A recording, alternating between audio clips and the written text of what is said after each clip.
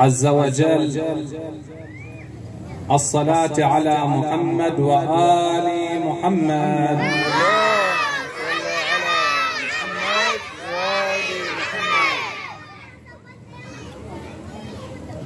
كلنا نعلم القرآن هو الغذاء الروحي للإنسان، فحينما نقرأ القرآن فلا بد لكم أن تنصتوا لهذه الكلمات، وهي كلام الله سبحانه وتعالى. عندنا الكثير من أعداء القرآن اليوم، كلنا سمع القرآن حرق، هناك زنديق وملعون وخنزير حرق القرآن، وكلكم سمعتوا بهذا الزنديق الذي حرق القرآن، فنقول له هذا حرقك للقرآن ما هو إلا نصرة للقرآن ورفعت شأن القرآن. اسأل أسلافك أين هم؟ اسأل أسلافك أين هم؟ أجدادك أين هم؟ أسلافك أين هم؟ نحن نزلنا الذكر، نحن نزلنا الذكر وإنا له لحافظون. القرآن محفوظ، فأنت لا تستطيع أن تبتر القرآن ولا تستطيع أن تذهب القرآن. القرآن باقي إلى ظهور الإمام الحجة عليه السلام. فأنت أيها الزنديق هذا عملك المشين لا يساوى جناح بعوضة. أنت بهذا عملك سقطت بأنظار العالم. وأما الحكومة السويدية التي تحميك، في يوم من الأيام يأتي يوم من الأيام لا تستطيع أن تحميك. هذه الحكومة الفاشلة المميتة للإنسانية، ليس لها إنسانية وليس لها احترام للديانات الأخرى. فأسأل الله سبحانه وتعالى أن يوفقنا لنصرة القرآن، فكلنا بصوت واحد نعم نعم للقرآن، نعم نعم للقرآن، نعم نعم للقرآن، نعم نعم للقرآن. أحسنتم. إن شاء الله إن شاء الله نسمع تلاوة القرآن الكريم، كتاب الله عز وجل. وهذه القراءة إن شاء الله تكون شوكة في عين هذا الخنزير. إن شاء الله تكون هذه القراءة واستماعكم وتواجدكم ونصرتكم للقرآن فهي شوكة في عين هذا الخنزير ومن لف معه. طيبوا أفواهكم بذكر محمد وآل محمد.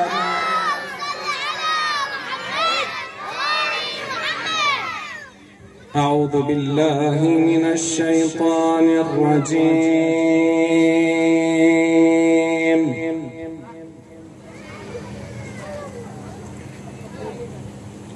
بسم الله الرحمن الرحيم.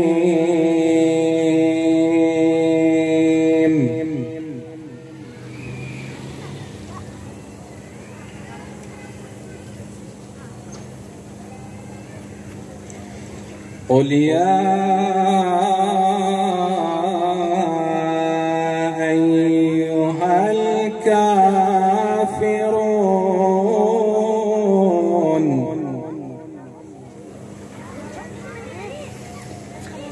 لا أعبد ما تعبدون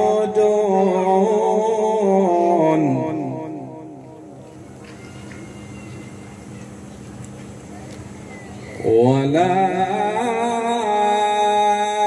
أنتم عابدون ما أعبد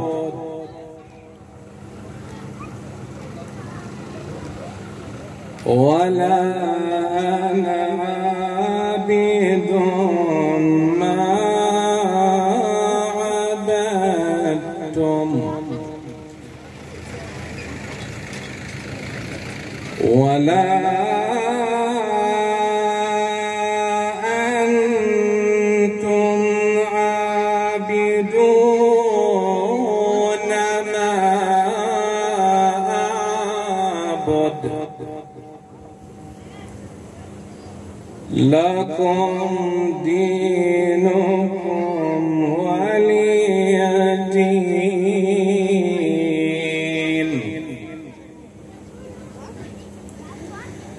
بسم الله الرحمن الرحيم.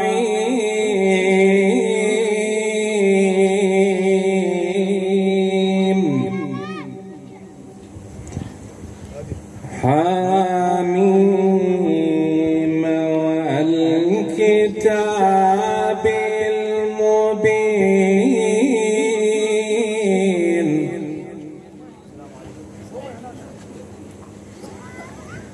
إنا أنزلناه في ليلة مباركة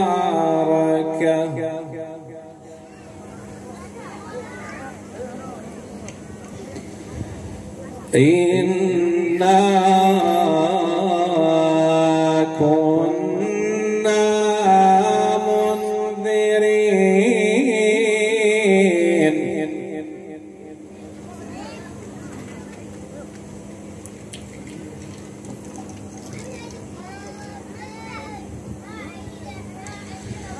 فيها يفرق كل أمر حكيم.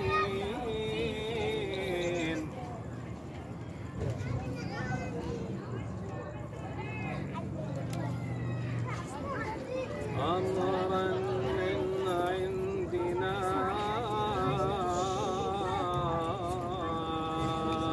إنا كنا مرسلين.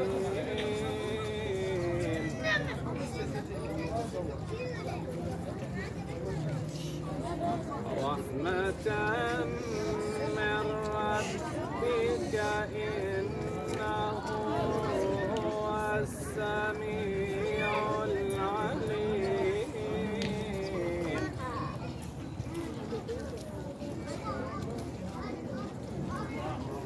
رب السماوات والأرض وما بينهما.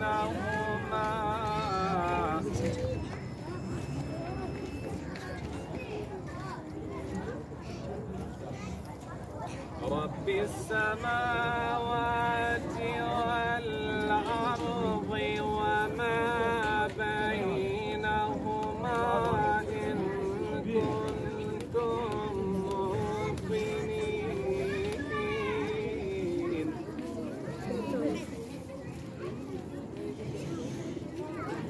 لا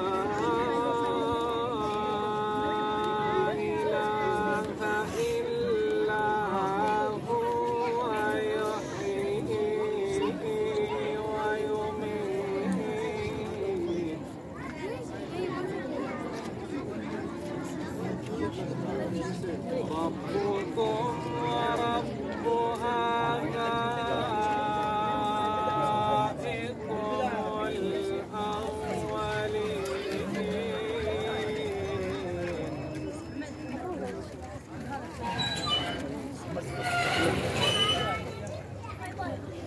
بل هم في شك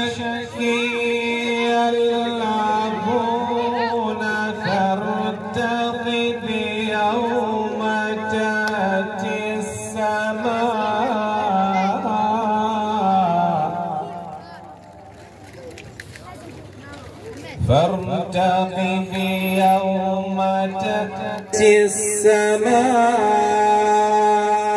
بدخان مبين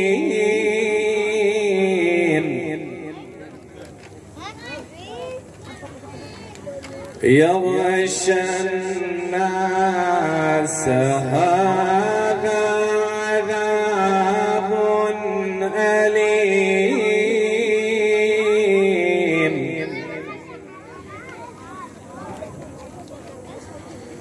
ربنا اكشف عنا العذاب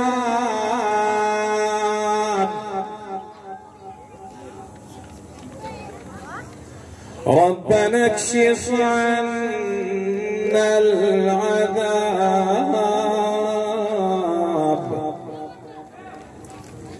ربنا اكشف عنا العذاب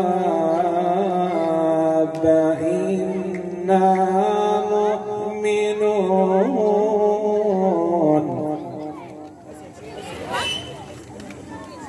أنى لهم الذكرى وقد جاءهم رسول مبين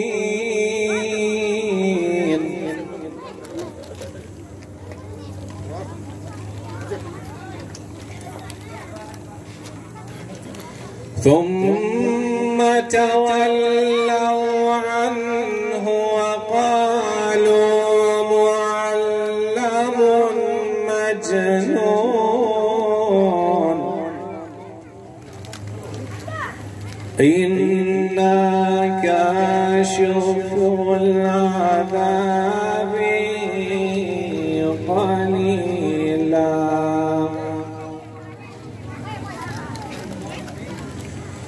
إنا كاشف العذاب قليلا إنكم عائدون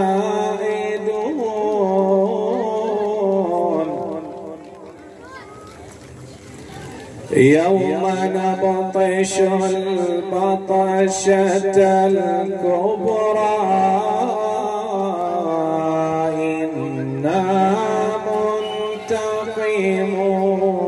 منتقمون ولقد فتنا قبلهم قوم فرعون وجاءهم رسول كريم أن أدوا إلي عباد الله إني لكم رسول أمين صدق الله العلي العظيم نوروا قلوبكم بذكر محمد وآل محمد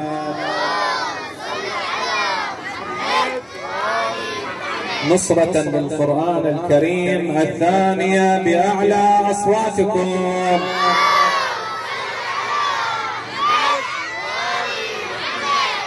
لدحر من حرق القرآن الثالثة بأعلى منها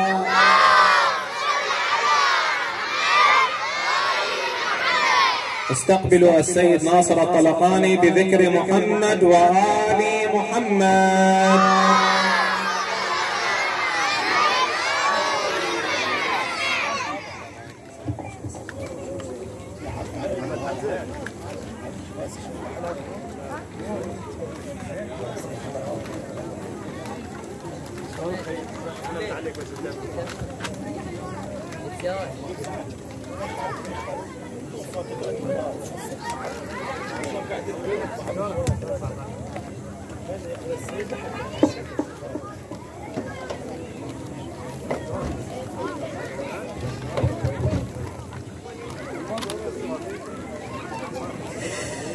أعوذ بالله من الشيطان الرجيم. بسم الله الرحمن الرحيم. طيبوا أفواهكم بذكر الصلاة على محمد وآل محمد. الثانية يغفر الله لكم ذنوبكم.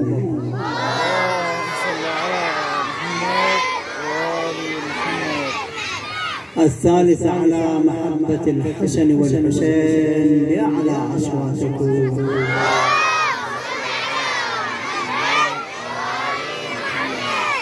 صلى الله عليك يا مولاي يا رسول الله. صلى الله عليك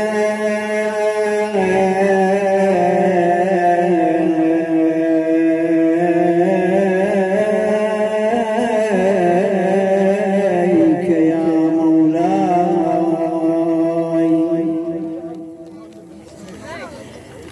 يا أبا عبد الله يا رحمة الله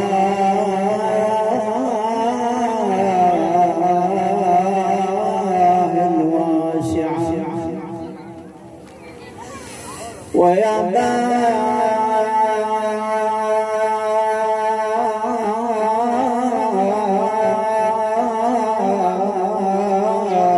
نجاة الأمة قريب يا مظلوم يا مظلوم كربلاء سيدي يا رحمة الله الواسعة ويا باب نجاة الأمة غريب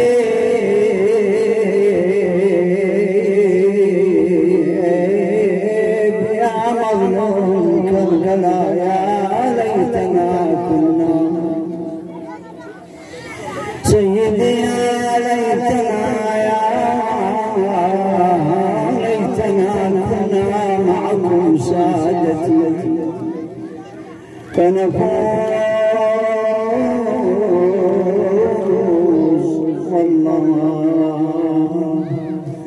والله فوزا عظيما.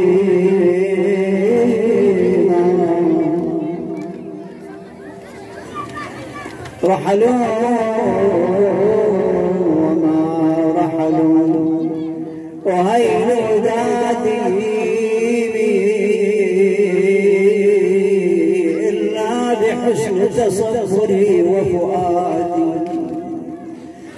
ساروا ولكن خلفون بعدهم حزنا صوب الدمع صوب عهائدي.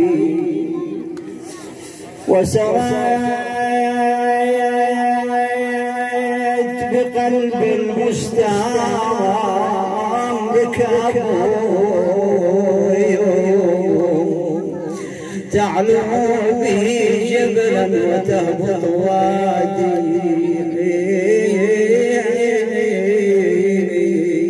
كفر منازلهم فما فيها سوى أوتادي تهوى الوحوش بها فسرب رايحون. تهوى الوحوش بها فسرب رايحون وسرب غادي. يا دايا أين مضاذوك يا دايا أين مضاذوك بعد الترحل عنك. يا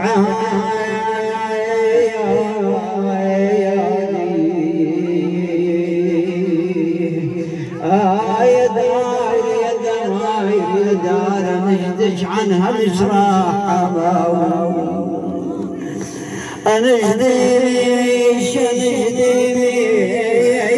نجدج عن هالجرماح ويداري وعن الجمال بويلها. منو اللي كان علي بن ابي طالب يداريها؟ زينب سلام الله عليها.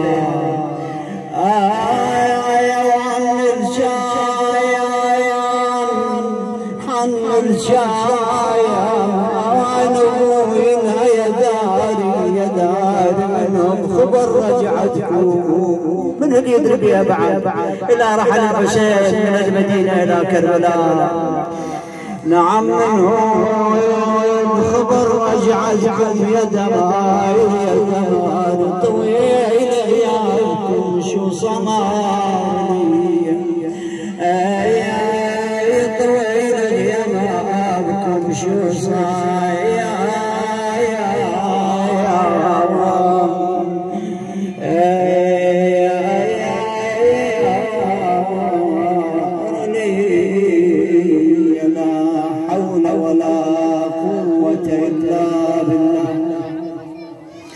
علي العظيم وسيعلم الذين ظلموا آل محمد أي منقلب ينقلبون والعاقبة للمتقين. صلوا على محمد وآل محمد.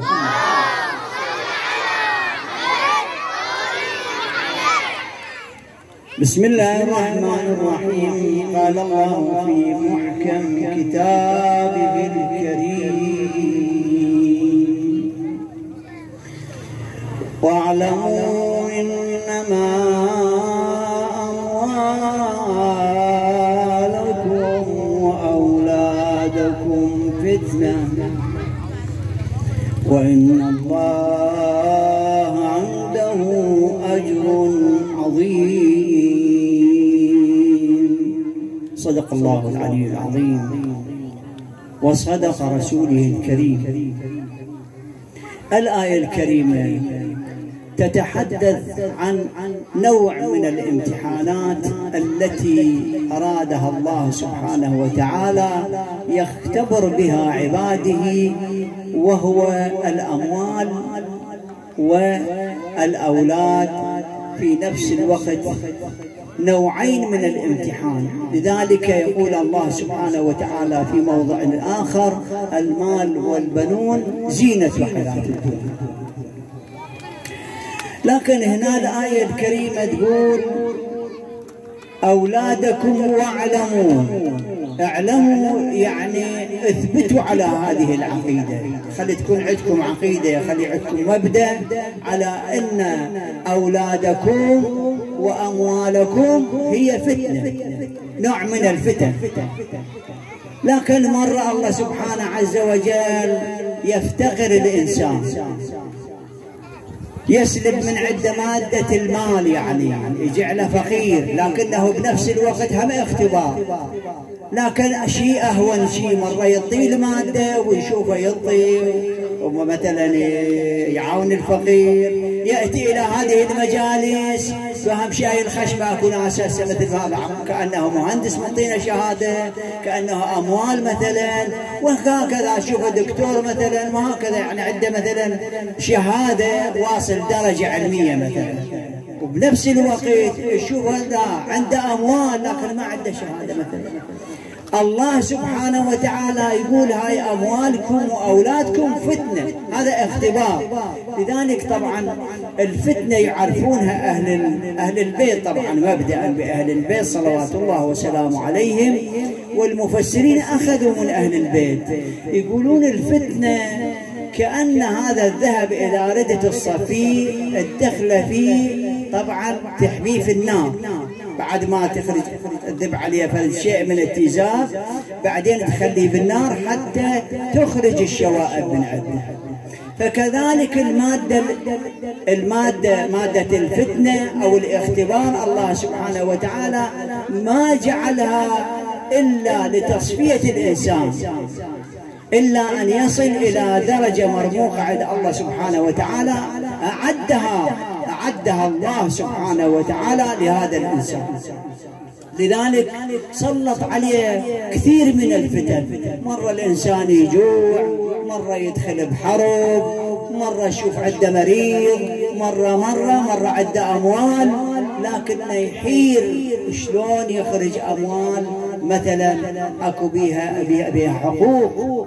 هاي الأموال إذا سكت عنها طبعا تاكله ويدري بنفسه. لذلك اليوم احنا نشوف الجماعة اللي يشتغلون بالربا، يعني ياخذ له مثلا كذا ورقة.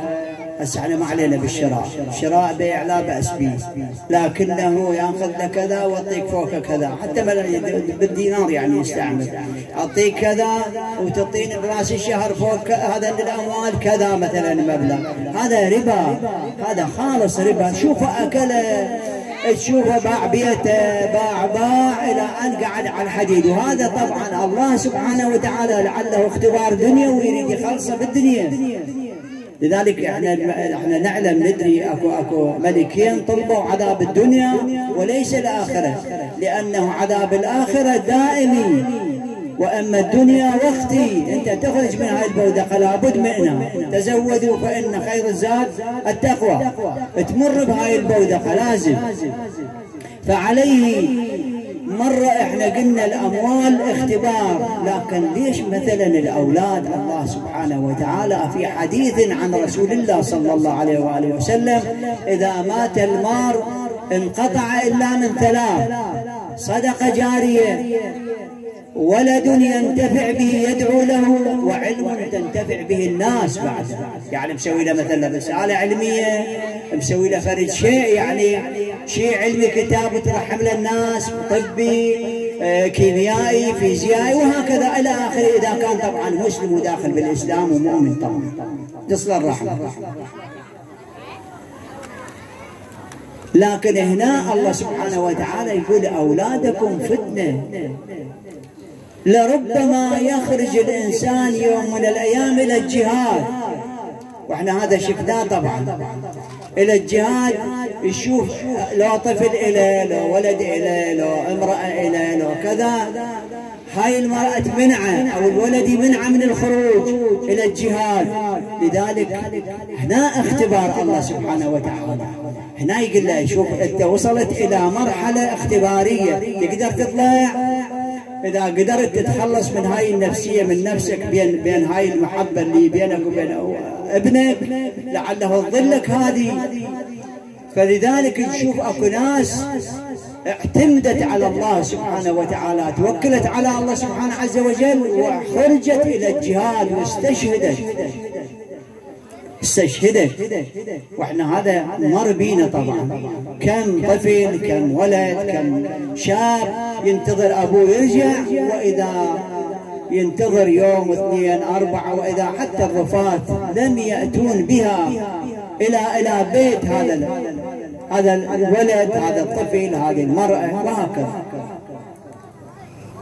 فنشوف الله سبحانه وتعالى. لكنه خلي يكون ببالك يعني الأولاد طبعا الله سبحانه وتعالى يطلق على الأولاد طبعا من الجهتين، الذكر والأنثى.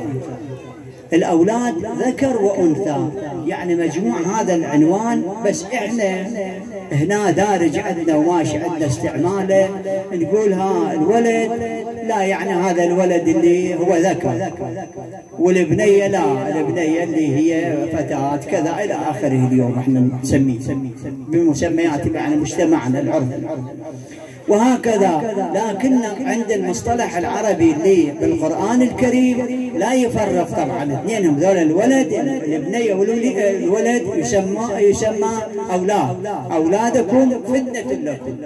ومرة طبعا ليس فقط هذا الشيء يعني يخرج للجهاد، لا، مرة تربية الولد هي فتنة.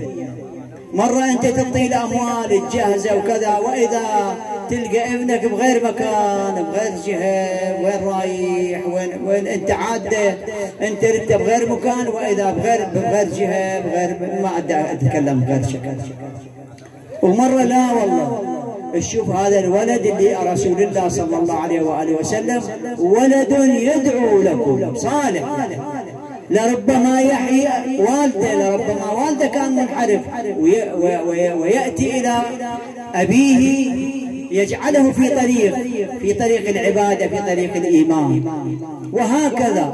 لكن هاي العوامل الله سبحانه وتعالى جعلها اختبار إنه. لذلك نشوف عندما، أنا ما أدري أطيل المجلس، عندما خرج الحسين عليه السلام من أرض كربلاء، عفوا من المدينة إلى مكة إلى كربلاء، خرج وعد عدته إلى كربلاء. وقبل طبعا كانت الناس عندما يأتون إلى السفر أو يخرجون إلى السفر أو يتحضرون إلى السفر، يقول إذا كان عندهم مريض، إذا عندهم فرد شيء، يعدون العدة إلى يتركونه في الدار، يودعونه عند شيء، عند رجل، عند امرأة وإلى آخره. فكان الحسين عليه السلام لما خرج أودع عنده كانت فاطمة تسمى فاطمة العليلة، سميت المريضة يعني. لذلك عندما خرج الحسين عليه السلام إلى كربلاء، هذه الفتاة طبعا بعد ما الحسين عليه السلام نادى على أبي الفضل العباس عليه السلام قدم لي جواد، يقول قال لبيك أبا عبد الله، جاء بالجواد إلى الحسين عليه السلام، قال اركبوا العيال على النياق بالهوادج إلى أن أكمل الركوب، ركوب العيال والأطفال. جاء إلى الحسين عليه السلام، أركب الحسين على فرسه. أخوان، كان كبش فداء الحسين عليه السلام، كبش كتيبة الحسين، أو إحنا اليوم نسميه اليوم هنا وزير دفاع، وزير دفاع جيش الحسين عليه السلام هو العباس أبي الفضل العباس عليه السلام. لذلك يقول ما قال له يوم من الأيام ما قال له يا حسين أو يا عبد الله أو أخي، كان يكني سيدي يا ابن رسول الله، هكذا. فخرجنا بنات رسول الله صلوات الله وسلامه عليه إلا فاطمة العليلة كانت في الدار. لما تركها الحسين تنظر يمينا شمالا، خلت الديار من الأحبة، فكان تطلب من الحسين عليه السلام أن تودع العائلة فردا.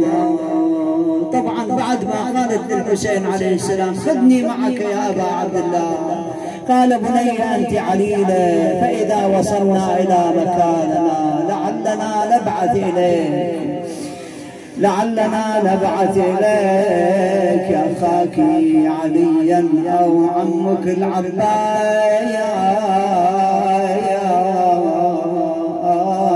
يأتي بك إلينا.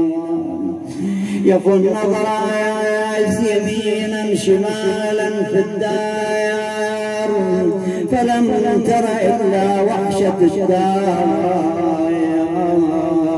نظرت إلى تلك المحامل، فسلمت على بنات رسول الله وهي تقول الوداع الفراق أيها الأحبة. تقل لها الحرم والدوام والديش، أقول شلون أعود بعد وحدي. عبد الله طفل خلوه عند رضيع وخاف تتغير أحواله، خذت منه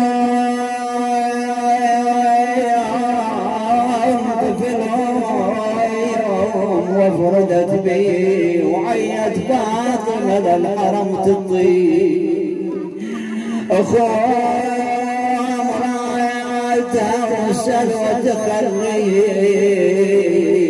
خذن منها الطفل بنت الرسالة صاحت صوت يا ابو ياخذوني وحده لوا يا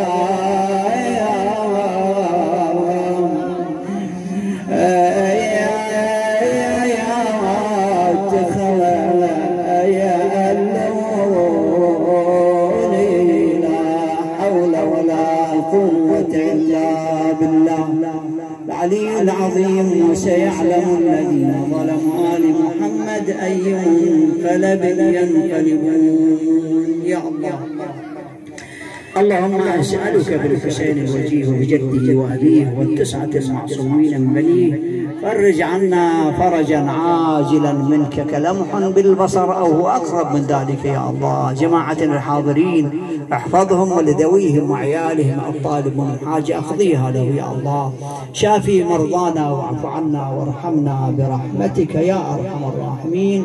وإلى أرواح المؤمنين والمؤمنات المسلمين والمسلمات من مات على الإيمان إلى أرواح الشهداء نهدي للجميع ثواب الفاتحة تسبقها الصلاة.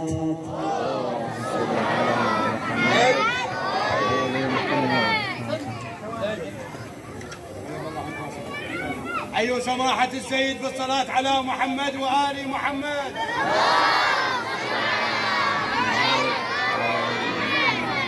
محبة فاطمة العليلة الصلاة على محمد وآل محمد.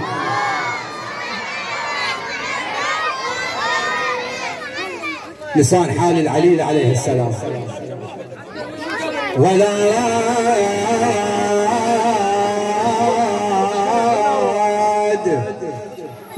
راد ابوي الرحمة خلني ولا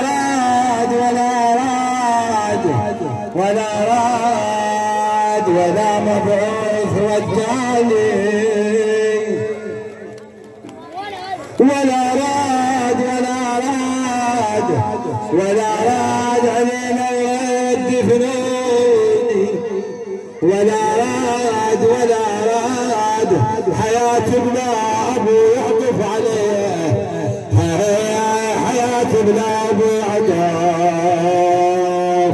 ويا العليلة هيموني العليلة حياة بلا أبو يعطف عليه حياة بلا أبو يعطف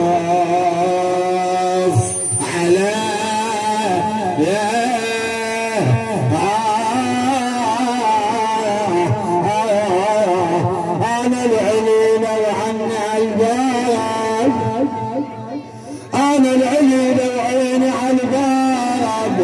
منتظر وترجع لي الاحباب حسين ابوي وكل الاطياب جرح العلي ليصير ما طاب جرح العلي ليصير ما طاب حد ما يجون عني غياب حد ما يجون عني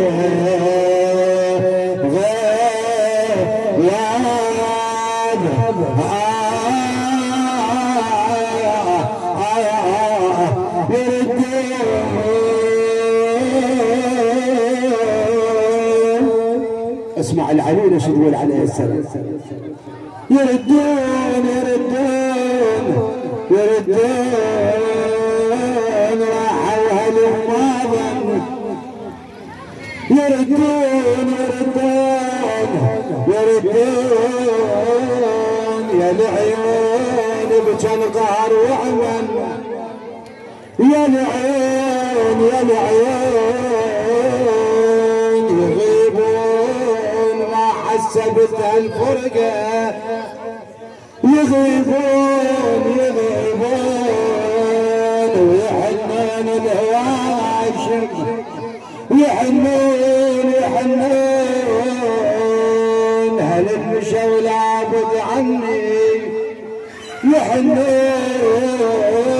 دار طارش خبر منهم إليه طارش خبر منهم إليه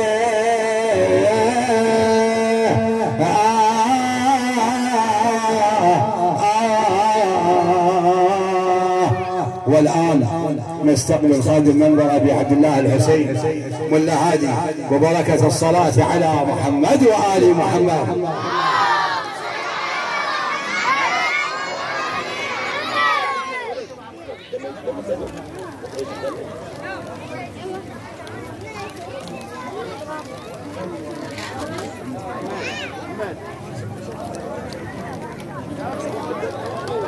يا الله حيوا خادم الحسين محمد أبو أمير بالصلاة على محمد وآل محمد.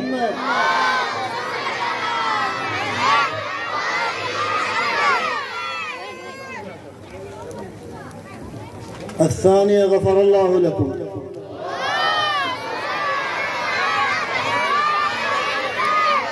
لتعجيل فرج ولي الله في أرضه وقبول الأعمال.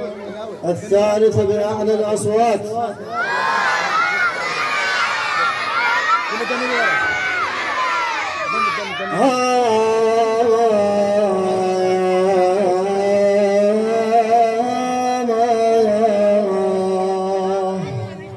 اسمع رحم الله والديه.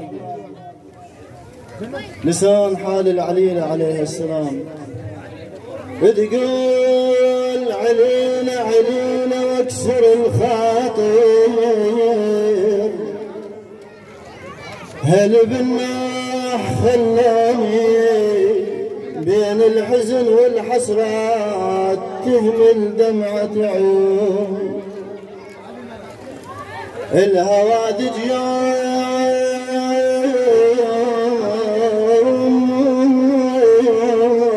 شدها ألم وهموم زادوني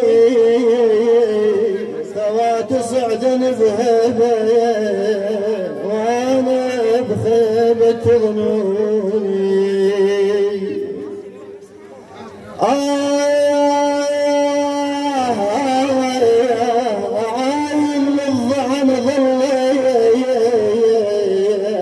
بسكوتي سالف المدمعة العليلة ويانا صعدوها ما هالكلمة ما ردت اسمع والله رقي رقي بعين صد الهاي شذر بهودج وتلمع بعد هيهات نتلاقى واثنين الدهر يجمع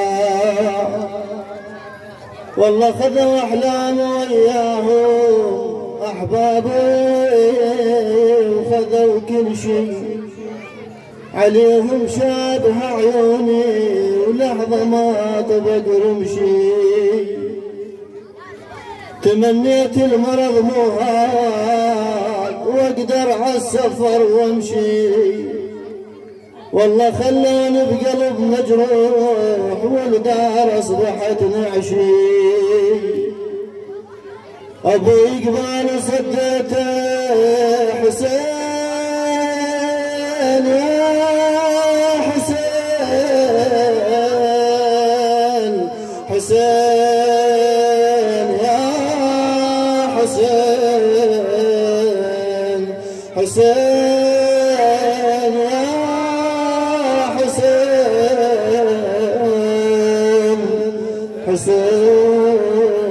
حسين يا حسين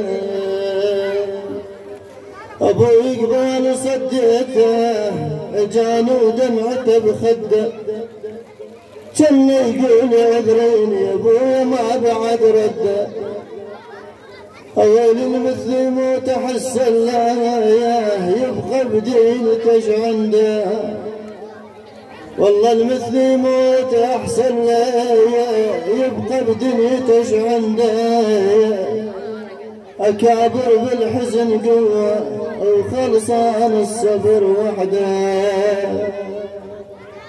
والله وصلهم وصلهم هل ما قطعوا بواحد وصلهم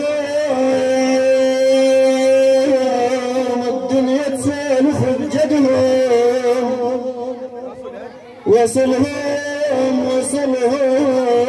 لو بيدعتني للطاف، وصلهم وقلهم حيل جار الوقت بيه، يا قلهم حيل جار الوقت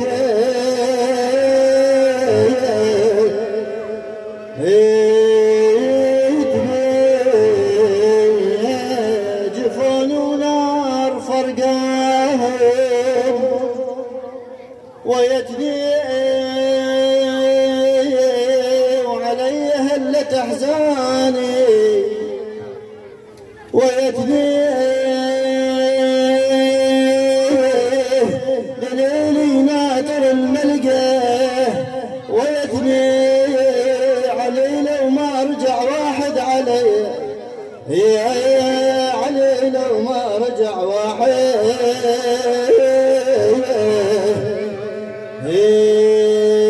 علي. الابيات من نظم الشاعر رعد الشريخي رحم الله من ذكر القائم من آل محمد.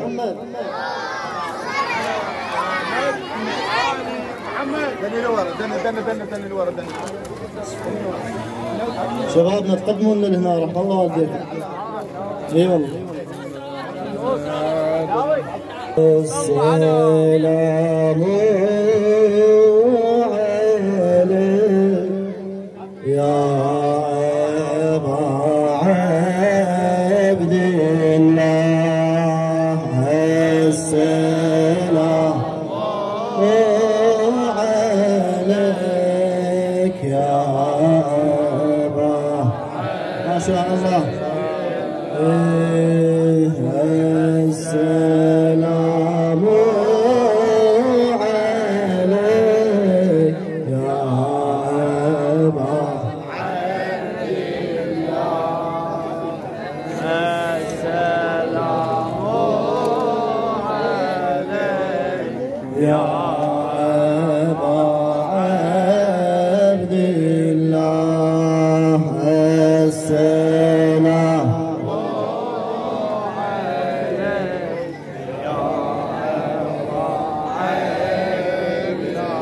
أتمنى أعيش الدنيا مرتين. لسان خدام الحسين يوصفها الشاعر، يقول أتمنى أعيش الدنيا مرتين، ليش؟ أقضيها كلها بخدمة حسين. أتمنى أعيش الدنيا مرتين، أقضيها كلها بخدمة حسين، وبكل زمن أرفع لك الراية، وأيامي كلها تصير مشاية، وبكل زمن ارفع لك الرايه، وايامي كلها تصير مشايه. صلى على محمد وآل محمد.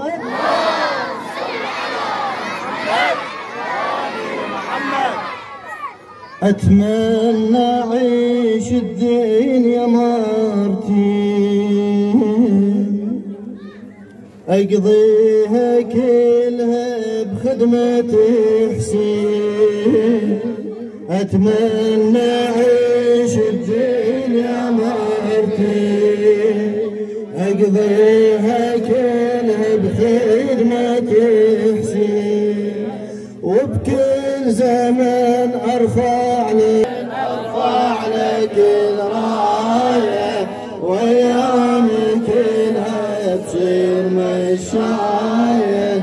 أتمنى أعيش الدنيا مرتين، أقضيها كلها بخدمة حسين. أتمنى أعيش الدنيا مرتين، أقضيها كلها بخدمة حسين، وبكل زمن أرفع لك الراية، وأيامي كلها تصير مشاية، وبكل زمن ارفع لك الرايه، وايامي كلها تصير مشايه. ما اريد ايامي ابد. هذا النص للسيد احمد الموسوي، ما اريد ايامي ابد، ايامي كلها ايامك، اتمنى عيشا للابد، واخدم خدم خدامك، واخدم هلا أولادي يكون بكربلاء مسبية ويا يتامك، من طاح عباس القمر كون ناصر حزامك، كون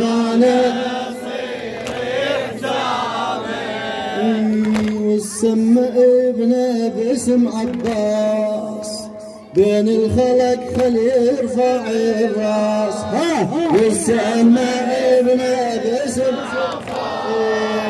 بين الخلق يرفع الراس، كل العمر لحسين وفايا، وايام كلها تصير مشاية، كل العمر لحسين وفايا، وايام كلها تصير مشاية، اتمنى اعيش الدنيا مرتين، اقضيها كلها خدمة حسين، هلا اتمنى اعيش الدنيا مرتين، اقضيها كلها خدمة حسين، بكل زمن وبكل زمن ارفع لك الراية، وايام كلها تصير مشاية، وبكل زمن ارفع لك الراية، وايام كلها تصير مشاية، وايام كلها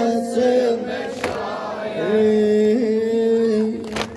متواضعا بخدمتك، ما امدح بشخصيتي، متربي واعرف غايتك، منك خذت تربيتي، منك خذت تربيتي، مولاي تصعدي وتنزل بالنفس، حسين تصعدي وتنزل بالنفس، يا العايش انت بريتي، بالبيت ما اشعل ضوء، صورتك تضوي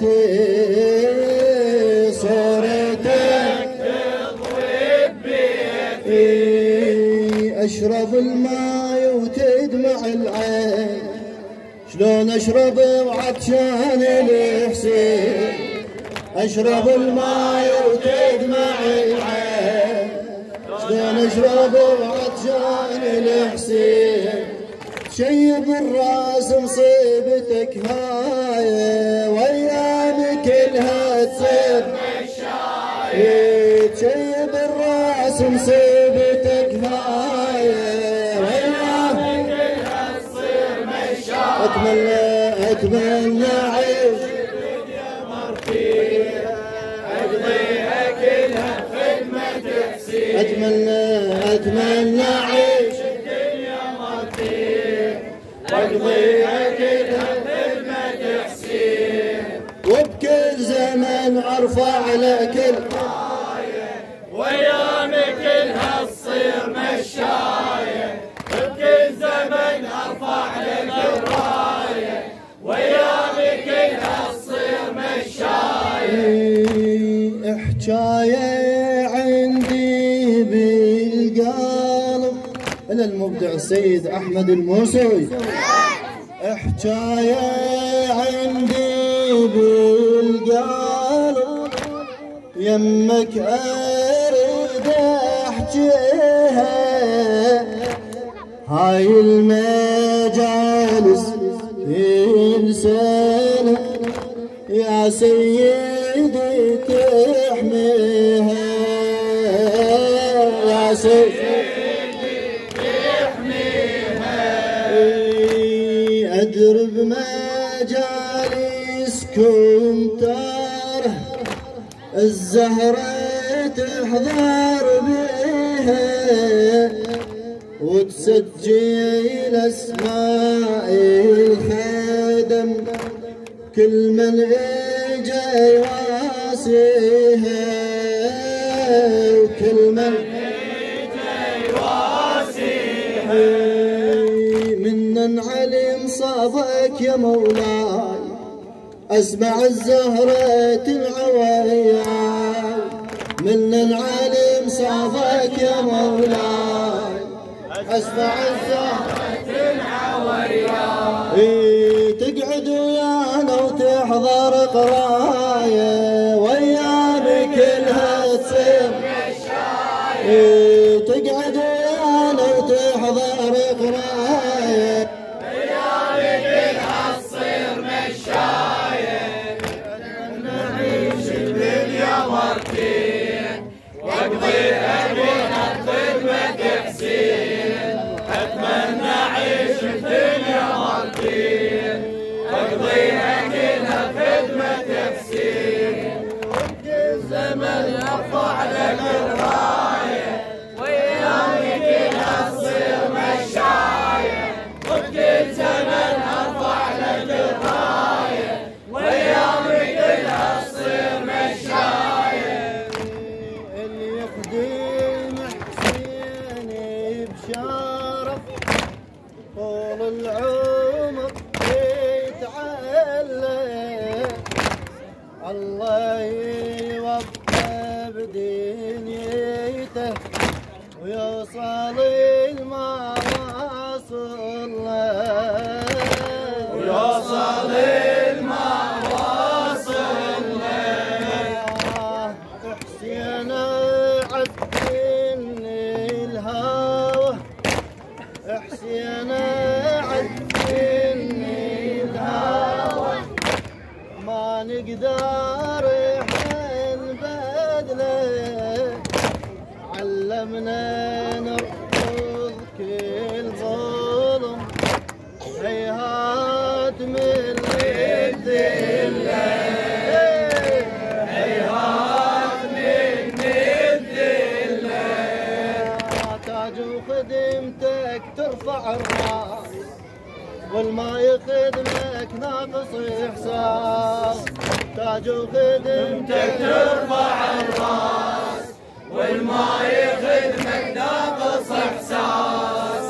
انا بمحبتك ما الي غايه ويامك كلها تصير مشايه انا بمحبتك ما الي غايه ويامك كلها تصير مشايه اتمنى اعيش الدنيا مرتين اقضيها كلها بخدمة هلا اتمنى اعيش الدنيا مرتين اقضيها كلها بخدمة حسين وبكل زمن ارفع لك الرايه ويامي كلها تصير مشايه وبكل زمن ارفع لك الرايه ويامي كلها تصير مشايه ما يكفي يومي ولا شهر ما يكفي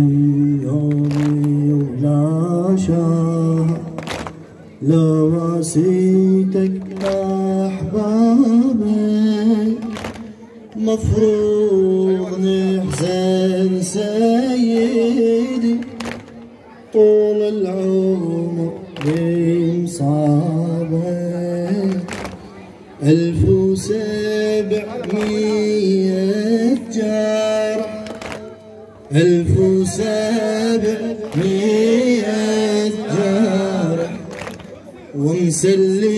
ومسلبين ثيابه زينب على الهزة المشى وتعذبت بغيابك وتعذبت بغيابك ما يكفي يومي ولا شهر لو واسيتك أحبابك مفروض نحزن سيدي طول العمر بمصابك طول العمر بمصابك 1700 جرح 1700 جرح ومسلبين ثيابك زينب على الهزة المشت وتعذبت بغيابك وتعذبت بغيابك راحت سبية وعدها أيتام ما ننسى والله حرق الخيام راحت سبية وعدها أيتام ما ننسى والله حرق الخيام والعلقم يحرموها من مايا وأيام كلها تصير مشاية وأيام كلها تصير مشاية أفلح من صلى على محمد ثلاثا ولكن بأعلى الأصوات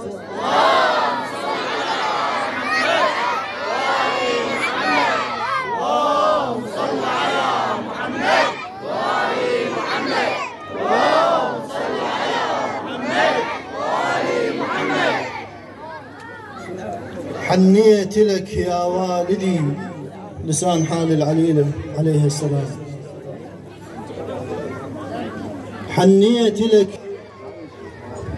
حنيت لك يا والدي والحضنك اشتاقيت كل ما تهب نسمة هوى تفتح لي باب البيت وامشي لك بسكتة حسبالي جيت انت وامشي لك بسكتة حسبالي جيت انت نسمة هوى على حب العلي صلى على محمد وآل محمد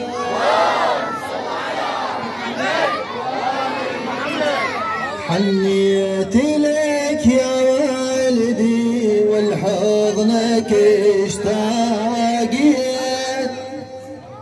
كل ما تهب نسمة هوى تفتح لي باب البيت اسمعني رحمة الله والديك حنيت لك يا والدي والحضنك اشتاقيت كل ما تهب نسمة هوى تفتح لي باب البيت وامشي لك بسكتة حسبالي جيت انت وامشي لك بسكتة حسبالي جيت انت نسمة هوى نسمة هوى يلا حنيت لك يا والدي والحضنك اشتاقيت حنيت لك والحضنك اشتاقيت كل ما تهب نسمة هوى تفتح لي باب البيت كل ما تهب نسمة هوى تفتح لي باب البيت وامشي لك بسكتة حسبالي جيت انت وامشي حسبالي جيت انت نسمة هوى نسمة هوى يلا حنيت لك يا والدي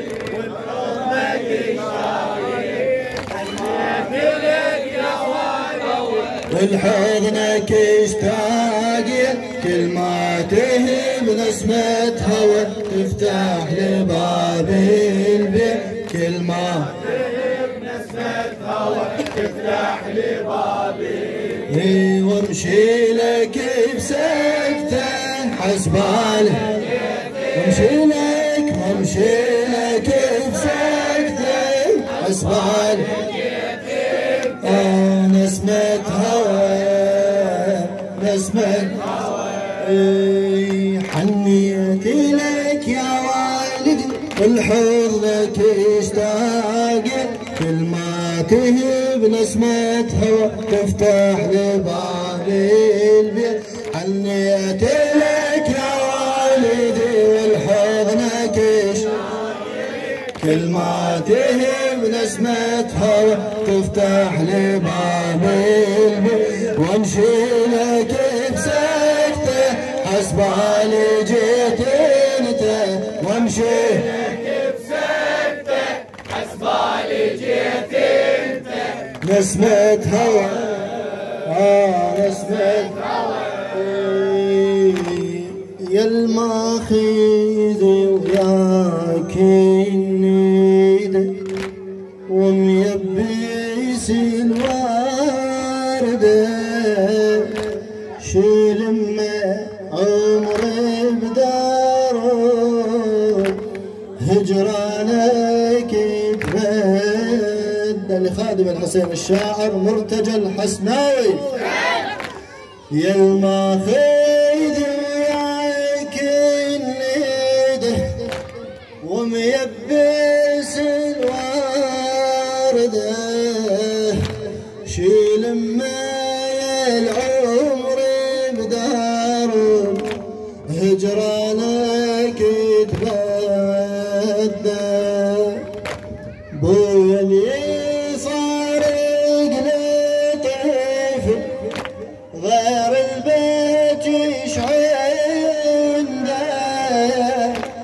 قلبا جوا بنار الهجر يا الماء لك رده يا الماء لك رده احلم تجيها ما تجي وعيوني صوب الباب حسبال احظى بشوفتك صار الهوى كذاب احلم تجيها ما تجي وعيوني صوب الباب حسبالي احظى بشوفتك صار الهوى كذاب ينذب حموكته حسبالي جيت انت ينذب حموكته حسبالي جيت انت نسمة هوى نسمة هوى يلا حنيت لك يا والدي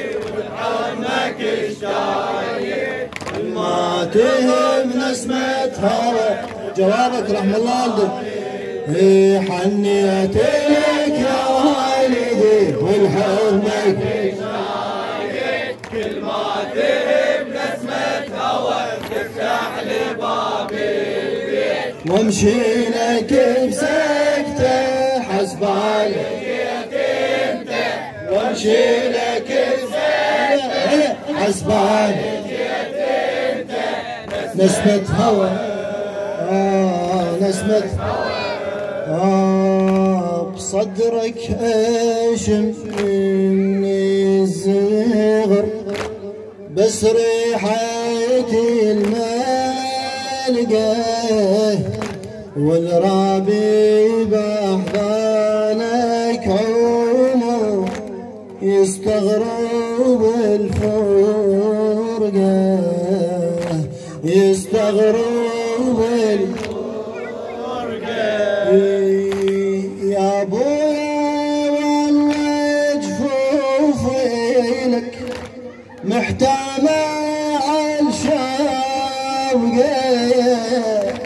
يشبه حنانك يا قلب بالدنيا وانا القاه بالدنيا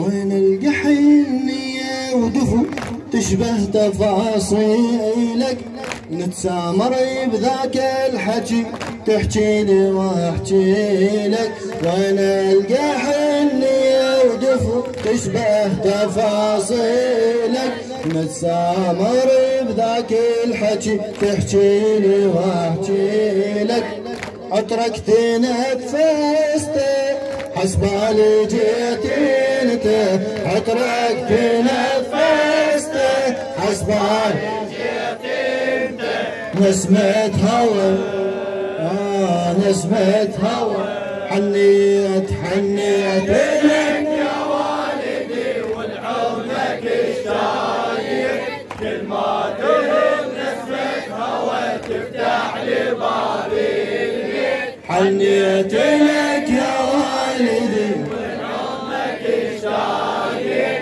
كل ما تهب نسمة هوى تفتح لي باب البيت، وامشي لك بسكته حسبال هلا ما شاء الله، وامشي لك بسكته حسبالي جيت انت، نسمة هوى نسمة هوى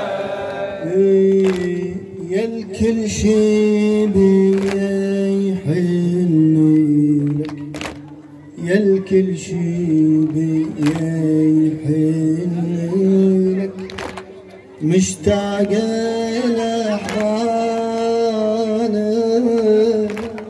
كل مغرب مصليتك أفرشها بمكانك، أفرشها بمكانك، بكل شي حلو بس بالهجر، بكل شي حلو بس الهجر، مو حلوة بلسانك، لو ما بعيدك عربلة جيت انا واحزانك، جيت انا واقعد وراويك الالم بعيوني هاي وهاي، واقعد وراويك الالم بعيوني هاي وهاي، يا ابويا كبرني الهجر لما عفيتني هواي، يا ابويا كبرني الهجر لما عفيتني هواي، كل من اجل بنته حسبالي جيت انت، كل من اجل بنته حسبالي جيت انت، نسمة هوى نسمة هوى، حنيت لك يا والدي والحضنك اشتايق، كل ما تهب نسمة هوى تفتح لي بابي، حنيت لك يا والدي والحضنك اشتاقت، كل ما تهب نسمة هوى تفتح لي بابي البيت، وامشي لك بسكته حسبالي جيت انت، وامشي لك بسكته حسبالي جيت انت، نسمة هوى نسمة هوى، خادم الحسين الشاعر مرتجى الحسناوي، أدر الدمع ما بينفع، ما بينفع، ما بينفع، أدر الدمع ما بينفع، من تخلص حروفي راح اطبق ابوابي العتب، وافتح لك جفوفي، وافتح لك جفوفي، يا ربي رد الغالي وبجيت اريد شوفي، نظرة حقيقية اريدي مو نظرة بطروفي، مو نظرة ايش اللي بعمر ما بي ابو يا حسرتي لي اشتاق والموت والله وانني لا عيشني على فراق شلي بعمر ما بي ابو يا حسرتي لي اشتاق والموت والله وانني لا عيشني على فراق بس الاثر شفته حسبالي جيت انت بس الاثر شفته حسبالي جيت انت نسمة هوى نسمة هوى حنيت لك يا والدي والحضنك اشتاق كل ما تهب نسمة هوى تفتح لي بابي البيت حنيت لك يا والدي والحضنك اشتاق كل ما تهب نسمة هوى تفتح لي بابي البيت وامشي لك بسكتة حسبالي جيت انت وامشي لك بسكتة حسبالي جيت انت نسمة هوى نسمة هوى من سماعك ودي الضاع من سماعك ودي الضاع كل حالي رايد فيا رح تركض الداية واعي ملهوف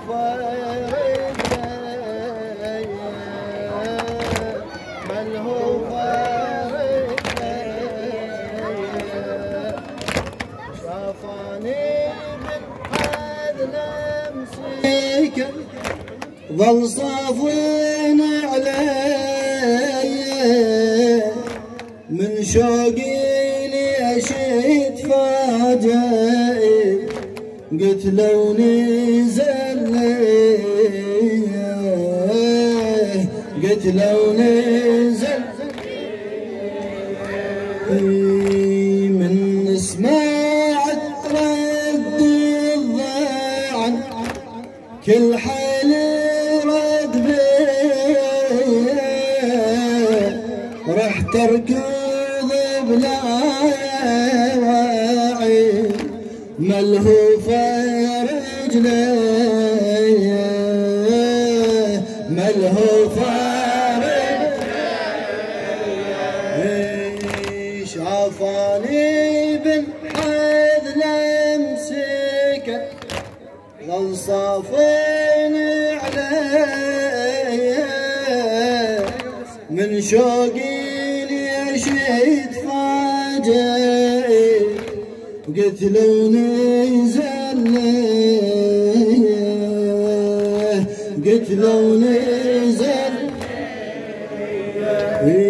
قال لي لو ان الكربلة جيتي تسأليني خافي احرجك يا بنت لا تجبريني قال لي لو ان كربلة جيتي تسأليني خافي اجرحك يا بنت لا تجبريني يحكي لي حلفته حسبالي جيت انت يحكي لي حلفته حسبالي جيت انت نسمة هوى نسمة هوى حنيت لك يا والدي والحضنك اشتاقت كل ما تهب نسمة هوى تفتح لي بابي البيت حنيت لك يا والدي والحضنك اشتاقت كل ما تهب نسمة هوى تفتح لي بابي البيت وامشي لك بسكتة حسبالي جيت انت وامشي لك بسكتة حسبالي جيت انت نسمة هوى نسمة هوى بعد نسمة هوى ظلت له قايلي الخبر ظلت له خاف احكي ويكيت ليك هسه انا من طاف كربلاء جايب خبر اهليك جايب خبر اهليك كلهم ضحايا على الثار وبس الضاعن رايد ليك لا عميك ولا والديك ريت الله يقف ليك ريت الله يقف ليك ريت الله يقف ليك سبحان الله يا سيدتي خفف لك الأحزان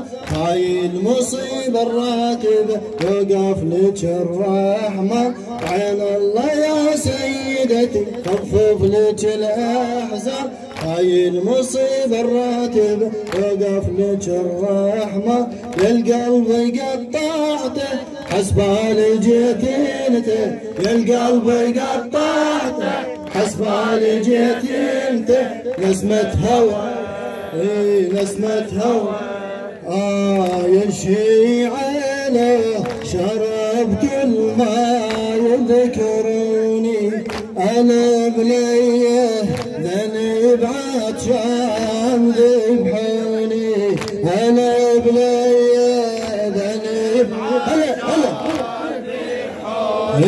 يا شيعة حسين انا والنبي جدي يا شيعة وانا جبرائيل هز مهدي يصيبني سهم بينقطع كبدي طلبت الماي ضامع داي خلوني طلبت الماي ضامع لخادم الحسين سيد عدنان الحمامي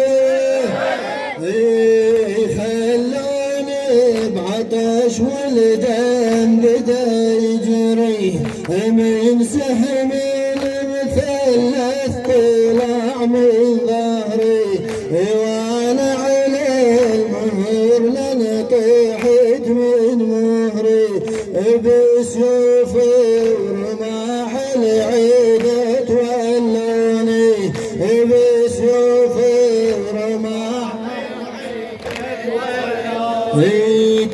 تولوني وللي بالحجر مرمي تولوني وللي بالحجر مرمي طاح بجبتي على الوجه دمي تمنيت ابو فاضل لو يمي جاي مساحل دم الجرح لعيوني جاي مساحل دم الجرح